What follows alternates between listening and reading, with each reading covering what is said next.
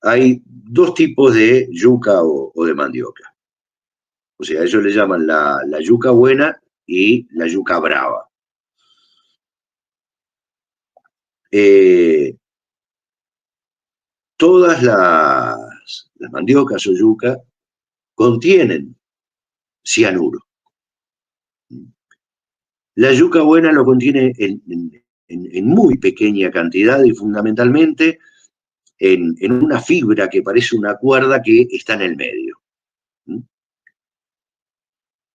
La yuca brava lo contiene en todo lo que es el tubérculo o raíz.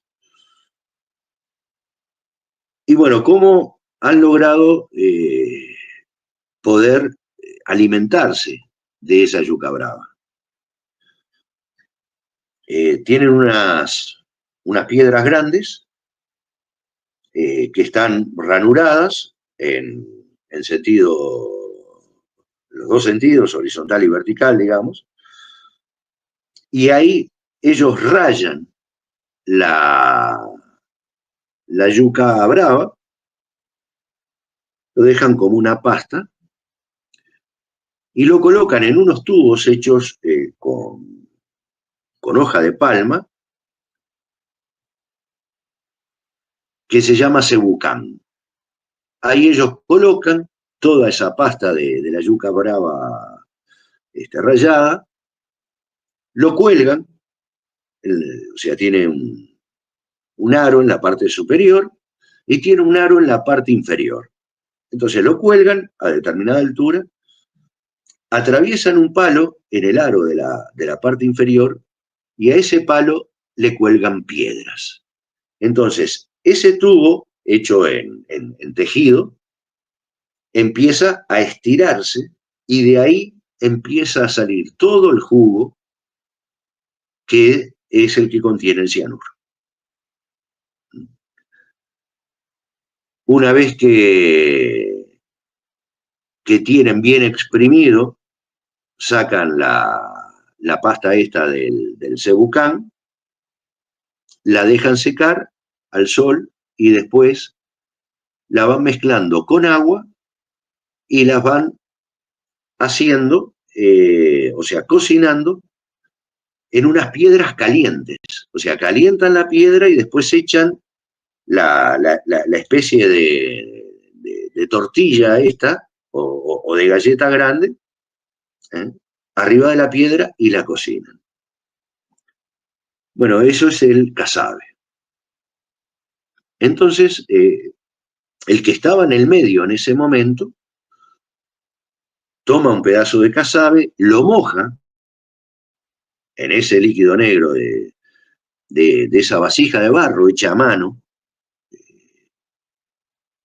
muy rudimentaria, muy artesanal, moja el casabe en ese líquido negro y lo come. Y me pasa un pedazo de casabe a mí. ¿Ah?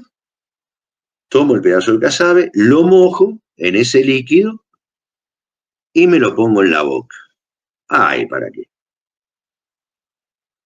Picaba eso, pero de forma impresionante. Disimulé todo lo más que pude. ¿Y qué hice? Ya tenía toda la boca, el esófago, el estómago galvanizado ya por el picante ese. Agarré otro pedazo de casabe, lo mojé y me lo puse en la boca, de nuevo. ¿No? Y me lo comí. Después de hacer eso, me estira la mano y me dice, soy Cristóbal Montes de Oca, soy el cacique de los Pepones. O sea, me hicieron pasar por esa prueba de fuego realmente, ¿no? Porque era como tener fuego en la boca, ¿no? Para decirme recién quién era el cacique.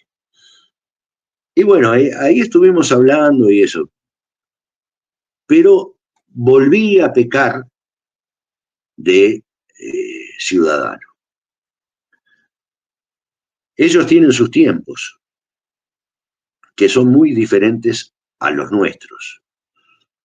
O sea, el apuro que tenemos en la ciudad, o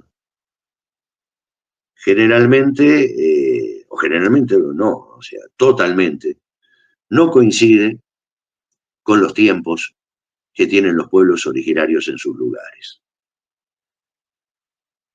¿Y qué fue lo que sucedió? Yo había visto en las recorridas que había hecho en el lago, o sea, el personal de servicio del complejo turístico eran pemones.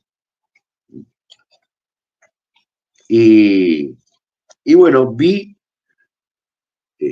a uno de los que atendían las mesas, estaba, no sé, como a 5 o 6 cuadras del complejo, y estaba en la costa del lago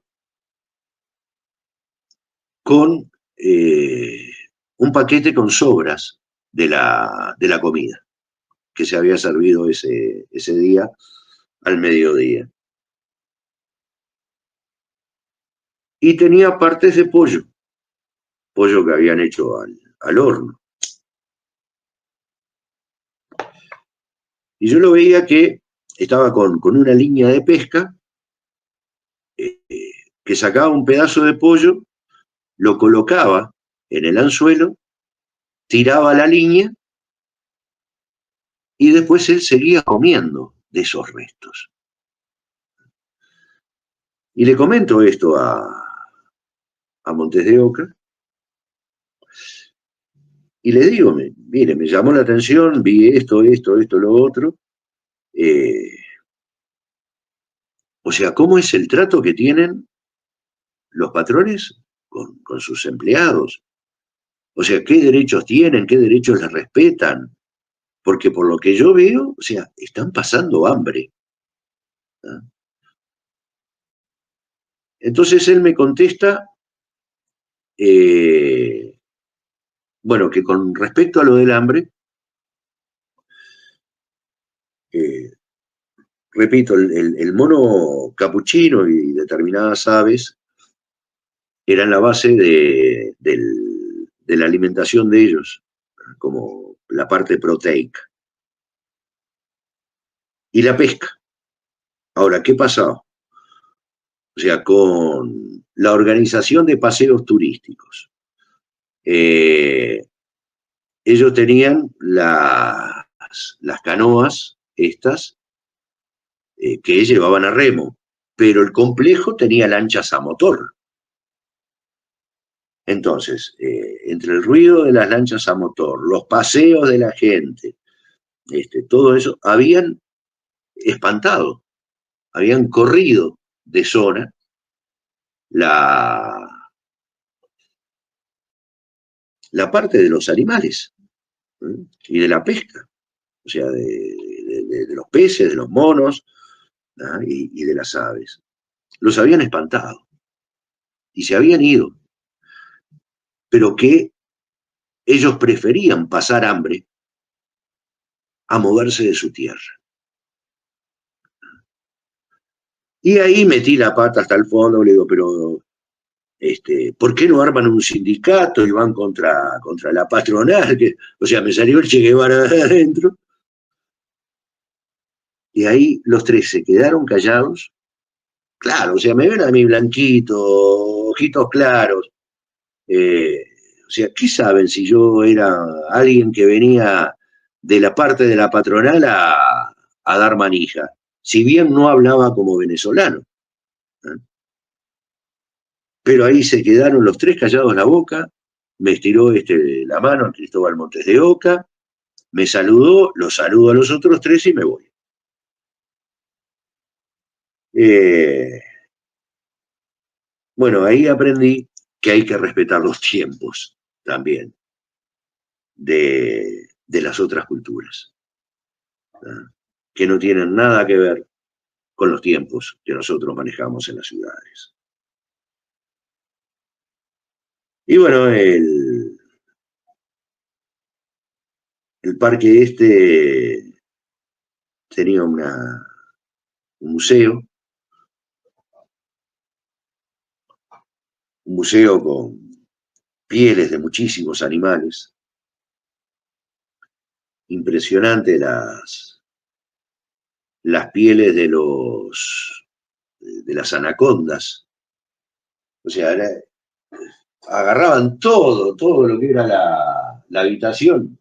O sea, colgado arriba, pegado casi al techo, ¿no? Y te hacían todo lo que era las 3 paredes de la habitación. Y un cuero, pero así de grueso, ¿no? En la parte de lo que es el lomo. Y bueno, también cueros de otros animales y eso. Y trabajaban también mucho con artesanía en maderas. Eh, unas artesanías en madera impresionantes, pero todas hechas a machete. O sea, no tenían formón, no tenían punta, no, todo a machete lo hacían, y unas artesanías de una calidad impresionante. Y bueno, esto es lo que esta vivencia, que me marcó muchísimo, no solo por haber visitado un lugar único en el mundo, sino por los aprendizajes que tuve ahí. Bueno, quería compartirlo con ustedes. Bueno, impecable, Néstor.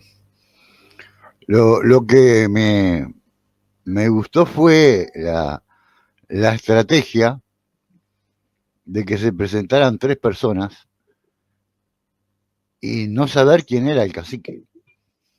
No, no, Además de, no, hablar, o sea, además de hablar los 3 en diferentes ocasiones, se rotaban de lugar, cosa que no tuvieras idea quién era.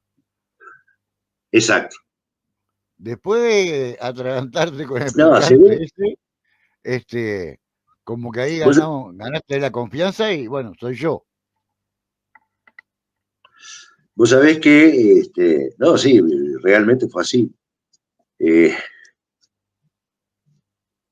les pregunté, o sea, qué era eso, esa tinta china en el cual uno mojaba las cosas. Eh, yo te digo, yo había tenido la oportunidad en un restaurante coreano de probar el wasabi. ¿Eh? Y si bien me alertó la muchacha coreana que nos estaba sirviendo, este, o sea, sirven una bandeja con distintos filetes de pescado crudo, eh, un potecito con salsa de soja y, y una bandeja grande eh, con algo que a mí me pareció que era como nabo, digamos, pero cortado en fetas muy finas. Y otro potecito con un polvo verde. ¿Ah? Entonces le pregunto cómo se comía eso.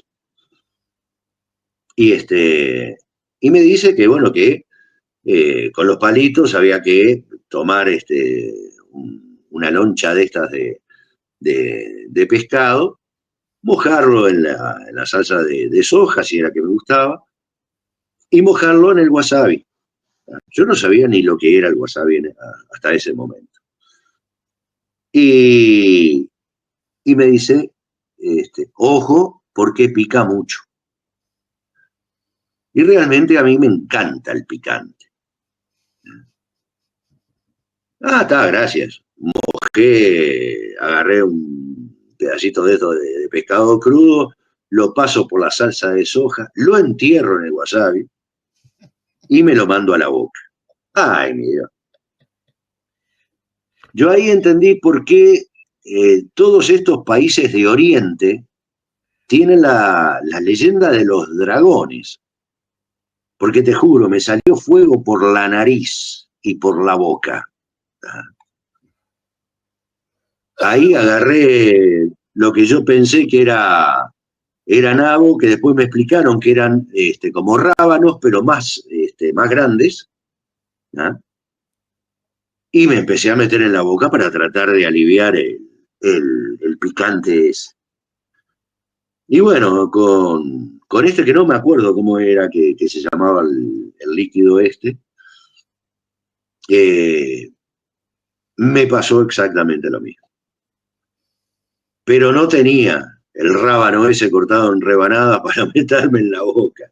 Para aliviar un poco. Entonces le pregunté con qué lo hacían. Y bueno, la base del picante, me decían que es la cabeza del bachaco, ¿ah? La cual ellos le sacan la cabeza al bachaco, la dejan secar, y una vez seca, la muelen, ¿ah? Y lo echan en el líquido o sea, el negro venía, porque el bachaco es una hormiga negra grande. El negro venía de la cabeza del bachaco, precisamente. Y eso era lo que le daba el picante. Y Cristóbal Monte de Oca me decía, ¿no? O sea que uno podía poner ahí todo lo que quisiera para darle sabor. ¿Tá? Podías poner una cabeza de pescado, chica, ¿tá? Dentro del potecito, y al otro día se había desintegrado. Eh, Así que imagínate lo que era eso, ¿no? Como ácido sulfúrico, más o menos. Y bueno, pero no, o sea, se ve que eh, como que estaban cansados, digamos, de los curiosos, ¿no? Y utilizaban esa estrategia, ¿no? De presentarse 3 personas, no decir quiénes eran, ni sus rangos, hablar indistintamente los tres y rotar su posición en la mesa. Así que bueno. Bueno, y otro punto, bueno, hay varios puntos interesantes, ¿no? Pero otro punto que está bueno es el tema de dónde tenían plantada la yuca, ¿no? Sí. Con otras plantas. Y bueno, a mí me enseñaron y lo llevé a la práctica. Tuve bastante tiempo plantando acá en el terreno verduras. Y el consejo fue plantar plantas aromáticas alrededor de donde tenía plantadas las verduras, que el aroma espantaba a las plagas, a las hormigas más concretamente. Y dio un resultado espectacular. Y bueno, son conocimientos que tienen muchos años. Exacto. Y bueno, que la planta se alimente de otra que tiene una corta vida, pero su materia orgánica le va a servir a la otra. Bueno, es un disparate. Ese Sí, sí, conocimiento sí. que viene arrastrado, anda a saber de cuántos años, ¿no? ¿No? Conocimiento ¿Y ancestral. cómo supieron aprovechar la yuca brava? ¿Ah? O sea, evidentemente, muchos deben de haber muerto hasta que encontraron la diferencia entre la yuca buena y la yuca mala. Y esto te estoy hablando de miles de años atrás, ¿no? Y ¿Y cómo sacarle cianuro, además? exactamente, exactamente. ¿Cómo inventaron de hacer ese cebucán para prensar esa pasta, esa masa, y extraerle todo el jugo, ¿no? Y de ahí hacer el casabe.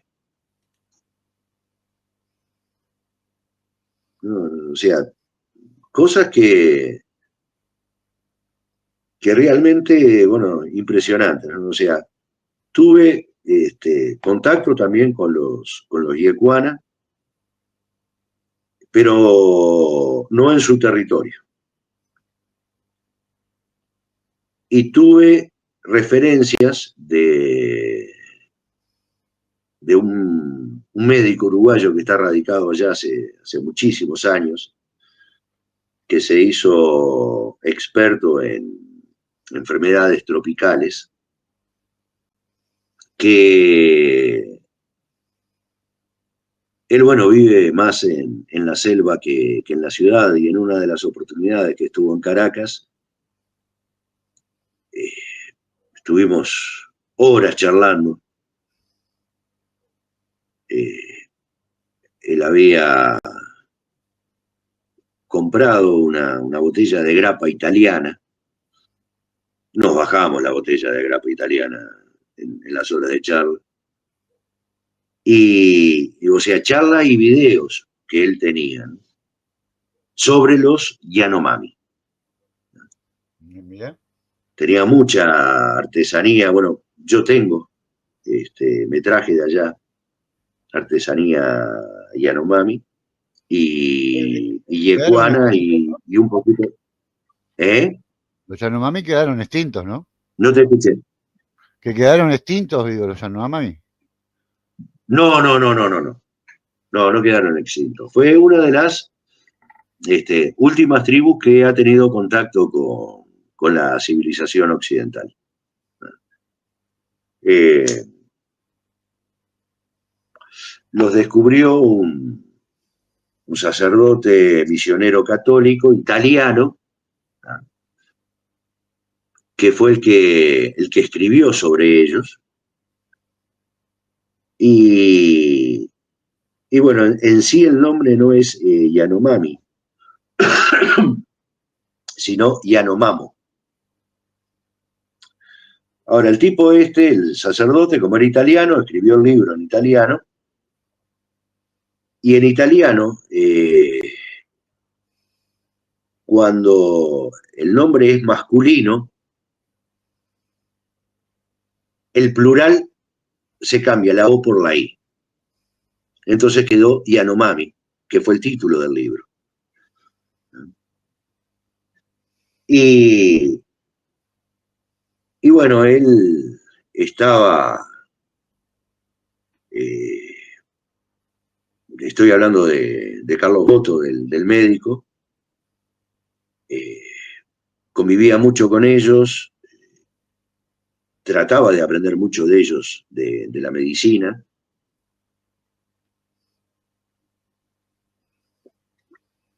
y los ayudaba en forma medicinal en lo que él entendía que la parte científica, digamos, occidental, eh, podía superar a los tratamientos del chamán. ¿Eh? Y combatiendo fundamentalmente y tratando de concientizar a la gente, porque la otra gente que los visitaba eran los de la Fundación Rockefeller. Mira qué nene. Y sí, la hija de Rockefeller era la que comandaba la fundación. Hay videos de ella con los Yanomami, pero lo que hacían era convencer a las mujeres de extirparle los ovarios, o sea, castrarlas, ¿tá?, para que no siguiera la reproducción. Y bueno, Carlitos era el contrapunto con las mujeres en ese sentido. Y, Lamentable, realmente. y bueno, una de las cosas, ¿no? Después de las horas de charla, los videos, que me mostraba las artesanías, me explicaba qué era, para qué servían, todo, o sea, una clase magistral me dio. Entonces, En los videos se daba de que los Yanomami lo agarraban para la chacota a él. ¿Da? O sea, le hacían bromas, se reían de él, todo. Y entonces voy y le pregunto, ¿no? Carlitos, si me tuvieras que definir en una palabra a los Yanomami, ¿qué palabra le pondrías? Y el flaco se quedó así, mirando el piso, un ratito, pensando, me levanta la cabeza, me mira y me dice, felices. Vos sabés que eso a mí me quedó muy marcado, porque vos le veías la alegría en las filmaciones. ¿Ah? Y una alegría natural. Y realmente, digo, pero la pucha, ¿no? O sea, eh, qué, qué lástima que la situación de la expansión de la civilización los esté anulando. Anécdota o hecho, en definitiva, de los Yanomami. Uno de los grandes problemas que tiene Venezuela en, en la parte del Amazonas son los garimpeiros. O sea, Bueno, quedó trancado Néstor. A ver si lo puede. Hola, ¿ahora? Ahora sí. ¿Ahora estoy? Estás de vuelta, dale. Bueno, decía que uno de los problemas que hay grande en el Amazonas, ¿no? El actuar de los garimpeiros, ¿no? Los mineros buscadores de oros y de diamantes, los cuales a través del mercurio, que es lo que utilizan para extraer o separar el oro de piedra, arena y metales y demás, tienen una contaminación brutal de las distintas corrientes de agua, hacen disques para poder trabajar sobre lo seco, o sea, un desastre. Y estos garimpeiros que son mayoritariamente brasileños, trabajan o hacen sus trabajos clandestinos también del lado de Venezuela. Entonces, el gobierno de Venezuela en determinado momento empezó a mandar jóvenes de los que hacen el servicio militar obligatorio allá a la selva. Y no aguantaban. O sea, no estaban preparados para meterse en la selva. Entonces, ¿qué fue lo que hicieron? Hablaron con los Yanomami y les dijeron que los grandes enemigos de ellos eran los garimpeiros, que tenían que sacarlos, aunque fuera matándolos. Y bueno, los Yanomami, con arcos y flechas, arremetieron contra los grupos de garimpeiros y mataron a 3. Esa noche, los Yanomamis viven en colectividad, o sea, es un recinto circular, todo con hojas de palma en el techo, agarrado con distintas columnas, y de ahí cuelgan sus hamacas y duermen todos dentro de ese recinto que le llaman Churuata. Y bueno, ahí en la noche apareció un helicóptero de los Grimpeiros y ametrallaron desde el helicóptero 3 recintos de estos, matando a la mayoría de los Yanomamis que estaban pernoctando en estos recintos. Y bueno, otra de las cosas que recuerdo, que esto lo había visto en un documental, que era sobre los Yanomamis que están del lado brasileño, ¿no?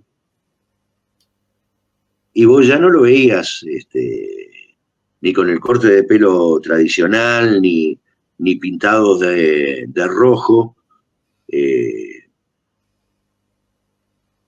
que, o sea, pintado rojo y negro.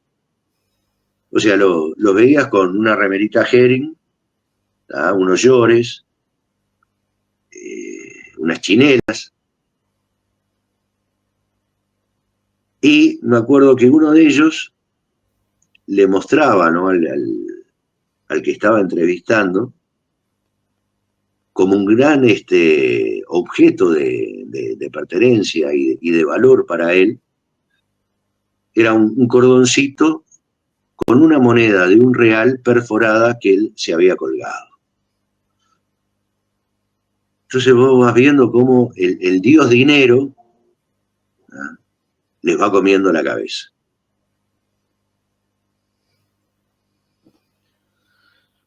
Y bueno, Sí, queda poco. cultural es cruel y yo me voy a 1492. Ahí empezó la crueldad y bueno, refiriéndome en este caso solamente al tema de la cultura, ¿no? Pero fue muy cruel y cada día que pasa, los pueblos que están aislados de otras culturas, están en riesgo continuo, ¿no? Sí, sí, Además, bueno, hay gente que con el afán de estudiar y de prestigio por descubrir cosas,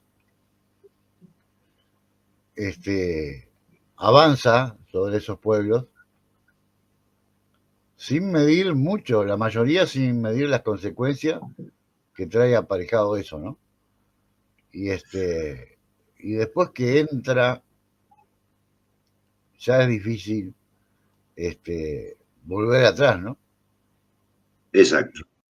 La moneda esa Una, colgada en el cuello es un símbolo de perdimos.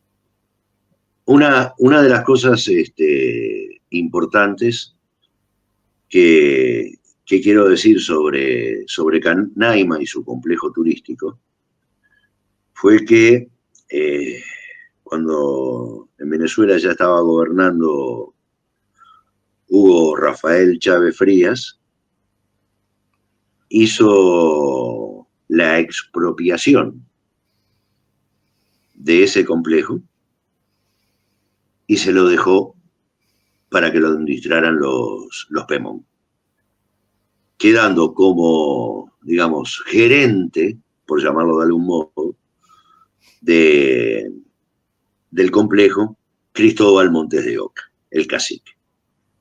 Mirá, mirá. Y bueno, y esto que contaste al pasar ahí de la hija de Rockefeller, ¿por qué tratar de que evitar que se siguieran reproduciendo, ¿no? ¿Por qué? ¿Por qué esa maldad? ¿Qué quieren sacar? Lo ven como un problema para el ser humano y lo quieren eliminar. Sí, sí. Sinceramente no entiendo y a esa gente se le dio la oportunidad de tener poder. el poder económico, ¿no? Exacto. Y bueno, esa mujer tiene que estar presa por el Por solo genocidio. hecho de intentarlo. Y me imagino que Por debe estar genocidio. tomando champán en este día. Pero barbaridad es que uno se sorprende, ¿no? Y que tengan tantas oportunidades en la vida y la desprecien de esa manera al mismo tiempo, es entendible. Es algo imposible de entender cómo se le puede pasar por la cabeza a una mujer hacer una barbaridad así. ¿Cuál es el interés que tiene? Hacer mal. Eh, Es no, o increíble, sea, sinceramente, indignante. hay que entender que eh, hay gente que se cree superior. Hay castas de seres humanos que se creen superiores y que consideran muy inferior ¿tá? a, a otras etnias. ¿tá? Y bueno, creo que este es uno de los casos típicos ¿tá? Que se da. Eh, y bueno, ¿por qué? Porque si esta gente, o sea que el objeto en definitiva es quedarse con la tierra de esta gente. ¿tá? Si esta gente se quedan con la tierra de ellos, tienen que ir a la ciudad, a aumentar el, el cordón de pobreza de las zonas suburbanas. Entonces, el concepto es que si apenas te vas a poder alimentar vos, si no tenés ninguna forma, o sea, ya tenés, no sé, 3, 4 hijos, ¿tá? Si seguís teniendo hijos, ¿cómo los vas a alimentar? ¿Mm? Y bueno, hablando de la conquista, o sea, los españoles y los portugueses en sus crónicas hablaban y decían que los indígenas mataban a sus hijos. ¿ah? Si tenían más de dos. ¿Y por qué? Porque huir con 2 brazos podés cargar a 2 hijos y salir corriendo. Pero si tenés 3 o 4, ¿cómo los salvás de la barbarie asesina del conquistador? ¿Mm? Pero eran ellos que los perseguían. Claro. ¿Cómo se puede justificar un absurdo, no? Es impresionante. Néstor, hemos llegado al final. Realmente muy interesante la narración y lo que te tocó vivir en esa zona, en esa parte del mundo. Muy especial concretamente el lugar y la vivencia también, ¿no? Sí, Así que sí, sí, sí. agradecerte por compartirlo. O sea, de casi 10 años que estuve en Venezuela, eh, el tatuaje del alma más grande que me traje fue ese. Sí, sí, sin duda. Hay realidades que golpean y bueno, y también nos hacen crecer, ¿no? Que es lo más lindo de todo. Sí, Este, nos sacuden la cabeza y esos pensamientos que están fijos por un tiempo y se desmoronan y nos hacen crecer definitivamente. Así que realmente fue una vivencia preciosa, Néstor. Así que, y bueno, yo siempre digo que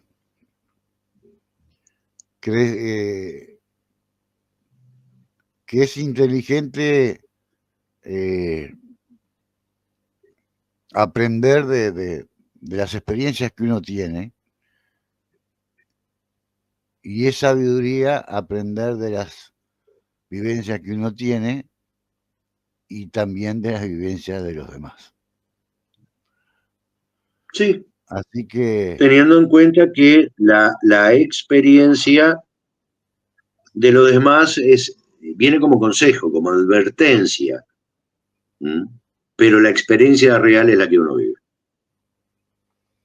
Sí, pero si tenemos la capacidad de aprender lo que viven los demás también, no es vivido, pero es escuchado y es ver ciertas realidades, ¿no?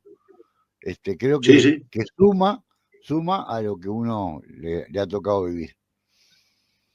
Bueno, Néstor, gracias por los aportes, por compartir, y estaremos No, por por tener favor. nuevamente. Para mí es un placer siempre. Bueno, le decimos a todos Abrazo grande, Ricardo, para vos y un abrazo grande para toda la audiencia. Bueno, igualmente un abrazo para todos también. Nos vamos. Llegó el final. Somos mensajeros de la memoria, rescatamos lo oculto de la historia. La palabra fue negada en un momento con el fundamento que fue sobrevivir. Oyendao, memoria viva, Oyendao. Los invitamos a compartir nuevamente Marquemos un Norte el próximo jueves, 20 horas, por stream en nuestro canal de YouTube Marquemos un Norte. Defendemos cultura, autodeterminación, territorio e identidad. La historia no se puede cambiar, pero se debe decir la verdad. No pueden ser héroes nacionales, traidores, asesinos de lesa humanidad.